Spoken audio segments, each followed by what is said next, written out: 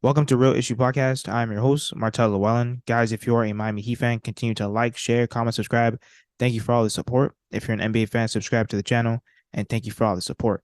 Now, tomorrow, the Miami Heat are going to be playing the Atlanta Hawks in the play-in tournament. Now, Jimmy Butler, he already declared that the Miami Heat will win.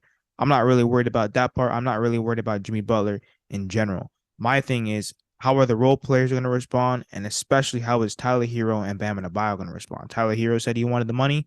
They're going to give it to him next year. Tyler Hero said he wanted the starting spot.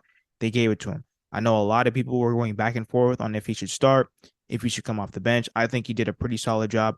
I just think, obviously, that he should kind of improve on the defense and on the strength, kind of put on some weight, but that's more or less in the offseason. But Tyler Hero said he's in the same conversation as Luka Trey and Ja. I don't think he's there yet, but once again, he said it, not me.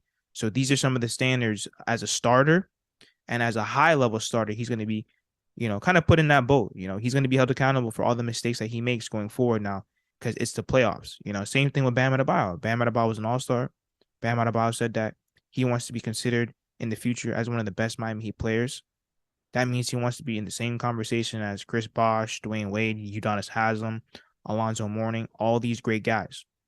So once again, how is Tyler Hero and Bam Adebayo going to respond? Because they're both averaging 20.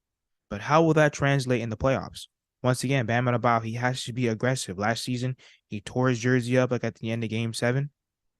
Listen, I want to see you actually make up for that. I want to see you put in that work. I want to see you give us 20 and 10. I want to see you take over. I want to see you dominate. I don't want to see Jimmy Butler have to do everything. Same thing with Tyler Hero. Teams like to bully him. Teams like to get really physical with him, double team him, trap him, really get him out of his game. Is he going to overcome that? Can he create his own shot when there's lengthier defenders on him? So these are all the different things. Same thing with some of the role players. I know that they're undrafted and they all have a ceiling, but this is what we have to work with. Guys like Gabe Vincent and Max Strus, they're looking for contracts. Are you going to prove yourself that you guys can at least be competent role players? Can you prove that you guys can at least be decent role players and not just labeled as undrafted guys, in my opinion? So there's a lot of things going in right now. I think that, once again, Tyler Hero and Bam Adebayo, my microscope is going to be on them heavy. I'm not really worried about this Hawks tournament tomorrow with them because we've beaten them multiple times. We're already in Trae Young's head. Gabe Vincent is already in Trae Young's head. Jimmy Butler is already in Trae Young's head. But especially going into that Boston series where you have Tatum, Brown, which Brown, he does have stitches in his hand, which is a huge thing because it's in between like two of his fingers, which is going to be heavily reliable on his shooting. So that's definitely a playing factor. But Boston is a very good offensive team. They play as a team, great defense. So I'm not really worried about Jimmy Butler.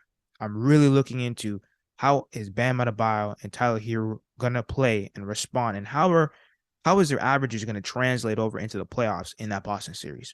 But let me know what you guys think in the comments. Like, share, comment, subscribe as we continue to push to 2,000 subscribers.